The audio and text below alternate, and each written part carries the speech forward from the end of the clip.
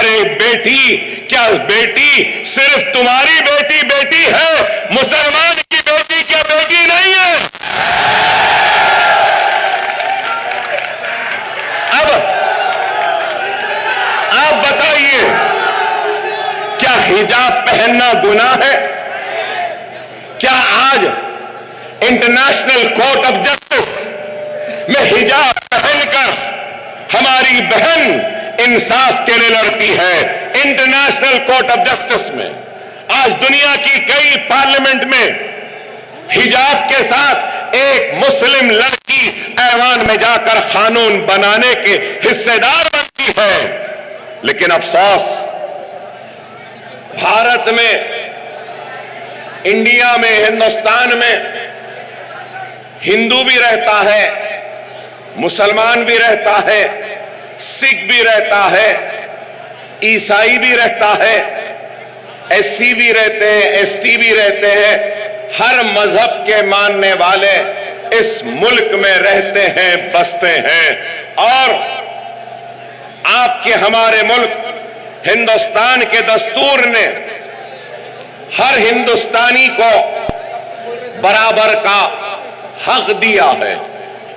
हमारे हिंदुस्तान और हमारे भारत, हमारे इंडिया के दस्तूर में कोई नंबर 1, कोई नंबर 2, कोई नंबर 3, कोई नंबर 4 नहीं है। सब बराबर हैं। हिंदू भी बराबर है, मुसलमान भी बराबर है, ईसाई भी बराबर है, सिख भी बराबर है। हर एक को बराबर का हक व इख्तियार दिया गया है। तो फिर क्या बात है कि आज अगर हम देखते हैं 10 बरस से, एक तरफ 10 बरस की कारकर्दगी को देखेंगे तो एक तरफ 70 बरस की कारकर्दगी को देखेंगे। अगर आज मैं पहले 10 बरस की बात कहूं तो जब मिस्टर मोदी वजीर आजम हिंदुस्तान बने तो उन्होंने एक नारा दिया था, आपको याद होगा। कई नारे दिए थे लेकिन एक नारा दिया था, सबका साथ, सबका साथ, सबका विकास, सबका विश्वास। तो अब सवाल यह है कि आपने हिंदुस्तान की सबसे बड़ी अक़लियत का कितना साथ दिया, कितना हिंदुस्तान की सबसे बड़ी अक़लियत मुसलमान के विश्वास को हासिल किया, कितना इस मुल्क का विकास किया और उस विकास में आपने मुस्लिम बस्तियों, आबादियों और मुस्लिम लड़के लड़कियों के विकास का काम किया। यह एक सवाल है।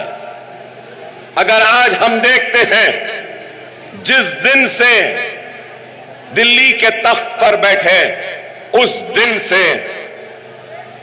आगाज तो करना था तो बेरोजगारी को दूर करने का। क्या हमारे मुल्क का सबसे बड़ा मसला बेरोजगारी नहीं है?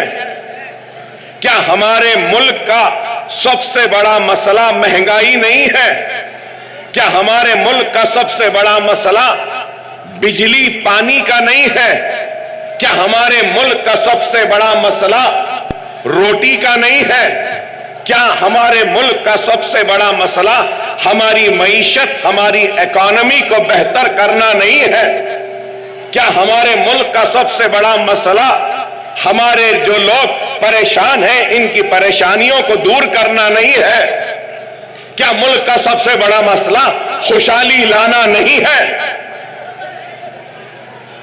लेकिन आप बताइए, क्या महंगाई कम हुई? क्या बेरोजगारी मिटी? क्या रुपये की कदर बढ़ी? गिरते जा रही है। डॉलर बढ़ता जा रहा है, गैस की कीमत बढ़ रही है और पेट्रोल डीजल महंगा हो रहा है। लेकिन आज इनको मुल्क की खुशहाली की फिक्र नहीं, मुल्क को तरक्की देने की फिक्र नहीं, बेरोजगारों की रोजगार देने की फिक्र नहीं, इकोनॉमी को बेहतर बनाने की फिक्र नहीं, इनको कुछ नहीं है। फिक्र है तो सिर्फ क्या, जिस दिन बैठे लव जिहाद घर वापसी, हिजाब ban beef ban, Muslim person law खत्म करो, तलाक सलासा लाओ, सीए एनआरसी, और अब क्या है वक्फ अमेंडमेंट एक्ट। तो मैं आपसे और आपके जरिए आपके हमारे वजीर आजम हिंदुस्तान से पूछना चाहता हूं, आप मुल्क के सबसे बड़े मसाइल पे तवज्जो क्यों नहीं देते? बेरोजगारी को दूर क्यों नहीं करते? आप महंगाई को कम क्यों नहीं करते? आप सनतों का इजाफा क्यों नहीं करते? आज यहां इस मजमे में कई लोग होंगे जो उत्तर प्रदेश के किसी गांव के रहने वाले हैं, कोई बिहार से हैं, कोई इधर से है, उधर से हैं। मैं ये कहना चाहता हूं कि कोई भी अपनी रियासत, अपना गांव, अपना शहर नहीं छोड़ना चाहता। अगर उसको उसके गांव में रोजी रोटी मिल जाती तो वो यहां नहीं आता।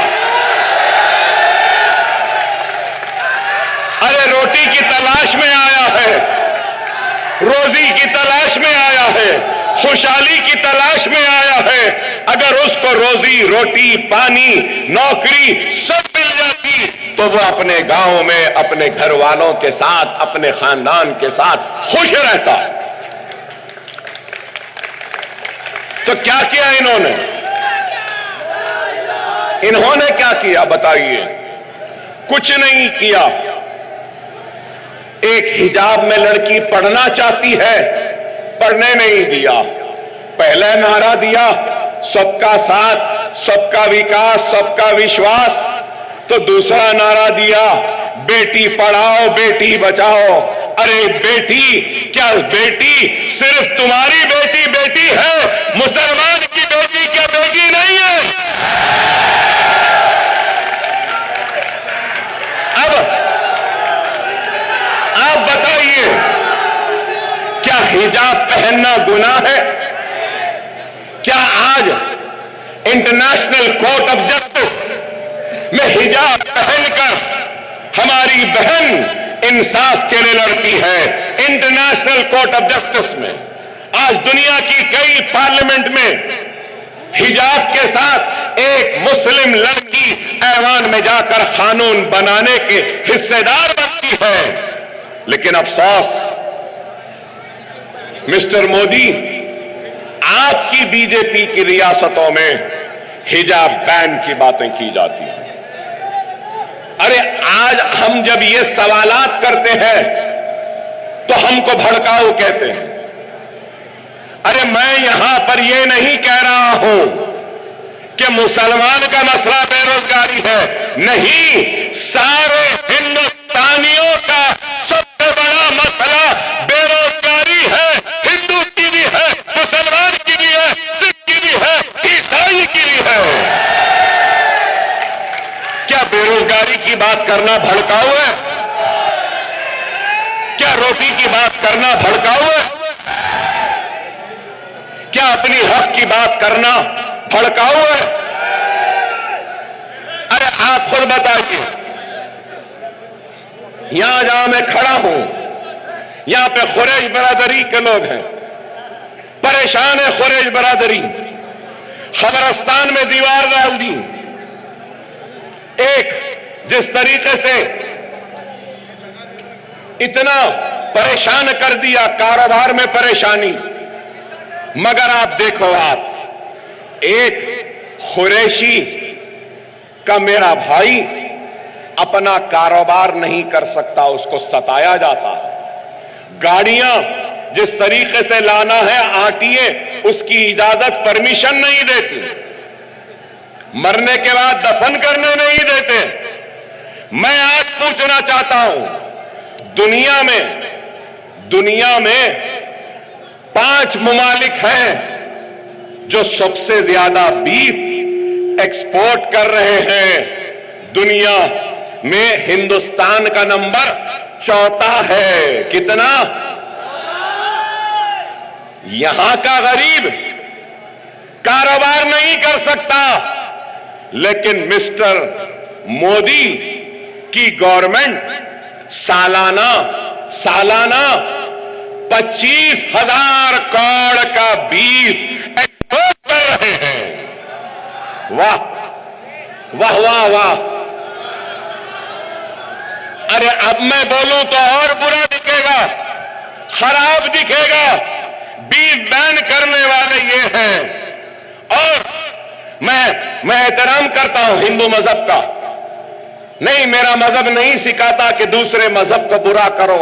नहीं, अगर हिंदू मजहब में गाय माता है तो मुझे एहतराम है उसका, लेकिन एक तरफ यहां कारोबार नहीं कर सकते और आप एक्सपोर्ट कर रहे हैं। क्या आप भूल गए? क्या आप भूल गए? आपको याद दिलाना चाहता हूं, इलेक्टोरल बॉन्ड्स जो चंदा लेते हैं सियासी जमात को चलाने के लिए, यही भारतीय जनता पार्टी, यही नरेंद्र मोदी, यही योगी, इन्होंने बीफ एक्सपोर्टर से भी इलेक्टोरल बॉन्ड्स का चंदा लिया।